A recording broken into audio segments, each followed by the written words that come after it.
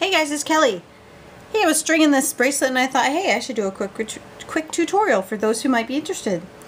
So this is how to make a quick stretch bead bracelet, super easy, and all the things you can get at your local craft store. That's where I got all this stuff. So what you're going to need, you do not need this board, but it is helpful to lay out your design, but you don't.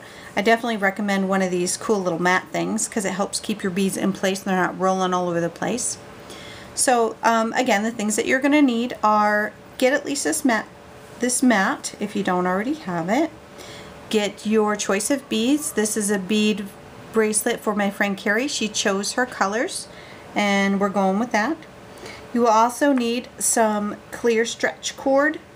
This is 0.8 millimeter. I like this size. It seems to be working out well for me. There's other sizes and I'll explain why that matters here in a little bit.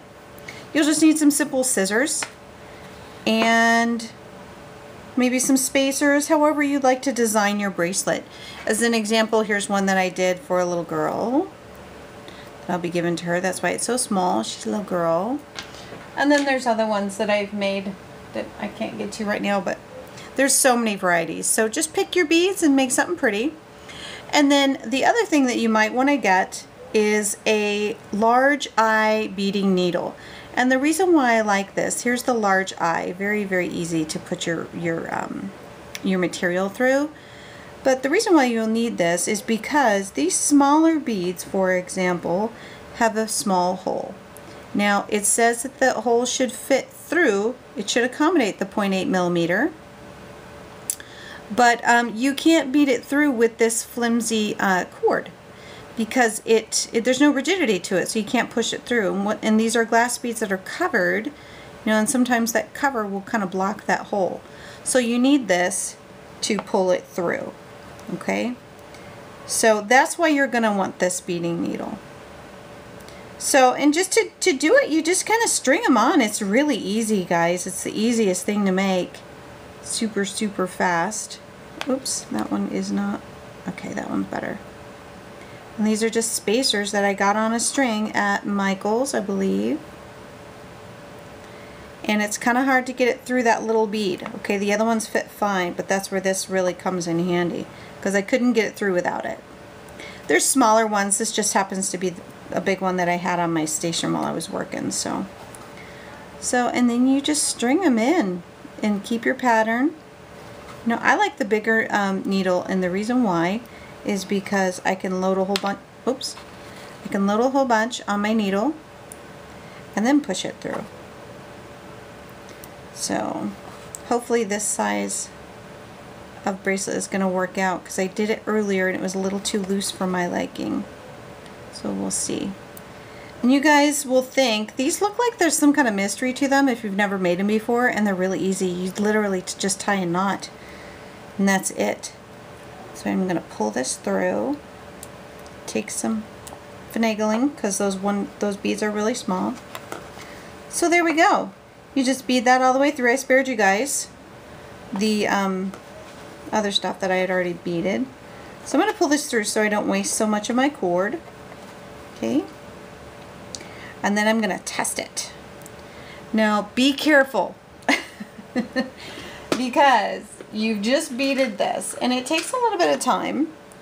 You don't want to have it come undone. These little doohickeys are bead stoppers, and all you do is just a little spring, you put it on there and it holds it so all your beads are not going to fall off. Okay, I'm going to take my needle off because I keep poking myself, and then I'm going to kind of test my size and see. It looks like it's probably going to be a little bit too big. It's hard to tell.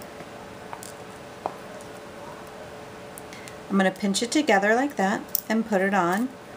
And you know what? I think that's going to work nicely. It's still going to stretch for me, but then it's going to, with the size of the beads that she wants to use, kind of limits me with my pattern.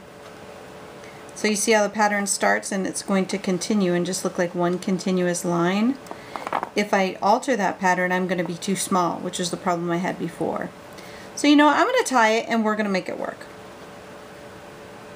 So I'm going to leave my bead stopper on, then I'm going to cut this side, give myself a little extra because I need room to tie it. Now I've got a good grasp on it, so I'm going to take my bead stopper off. And this is how you end it, guys. There's no magic. You tie a knot, a few knots, and you're good to go. Here's my first one. Here's my second one, and I'm going to wrap it around twice, just to make sure it's good and secure. Tie it down. I'm going to test it out, and I like that. I like that.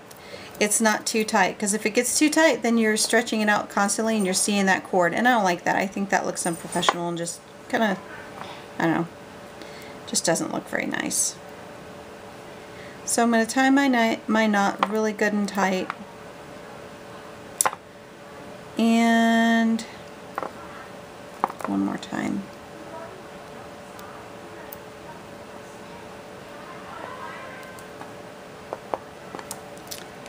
Okay. Now, this is where your glue comes in. You're just going to put a little dab of glue on your knot. And then I wish that my holes were big enough so my knot could just slip right into one of these, but it looks like it's not going to work that way for me. What I should have done was do my pattern so that the knot could be hidden in this spacer. That would have been great, but I didn't do that. So, and I'm not going to restring it. So I'm going to leave it the way it is, but keep that in mind to know where you're going to end it, and you're going to have a little knot that you're going to want to hide as best you can. And when it's all said and done, these are going to be really close and no one's really going to care or notice it. Now I'm going to pull it apart. I'm going to get my glue. Now my glue is jacked up, okay, and I am going to call this company, and I keep saying I'm going to do it and I don't do it. There should be a needle tipping out the edge of this, and my needle was completely jacked up when I bought this. So I think somebody had bought it and then returned it. So I have got to really finagle this to get it to work for me.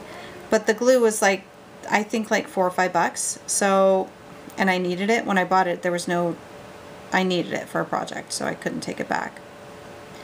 So I am going to just put a tiny, tiny little dab on here. Now if you buy this glue, it should be in much better. This is the needle that's supposed to be in there, but it's not, as you can see. So I just grabbed some glue. I'm gonna have to push it out. Yeah, most of mine is getting wasted. And this stuff smells really strong. It reminds me of E6000. So I'm just gonna lather that glue on there. You just need a little bit. Really stringy, and I gotta overdo it here because my stupid thing is busted. There. I'm just making it work until I can get more. I just think I just got a bad one for whatever reason. Those things happen. Okay, so now I've got glue on my knot. Squish it together.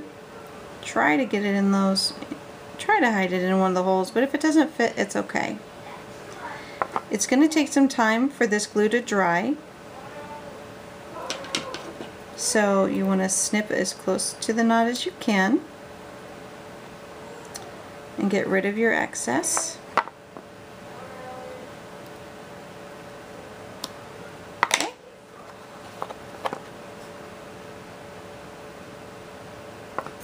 And then try to hide your knot. I think I can squish it in there pretty good.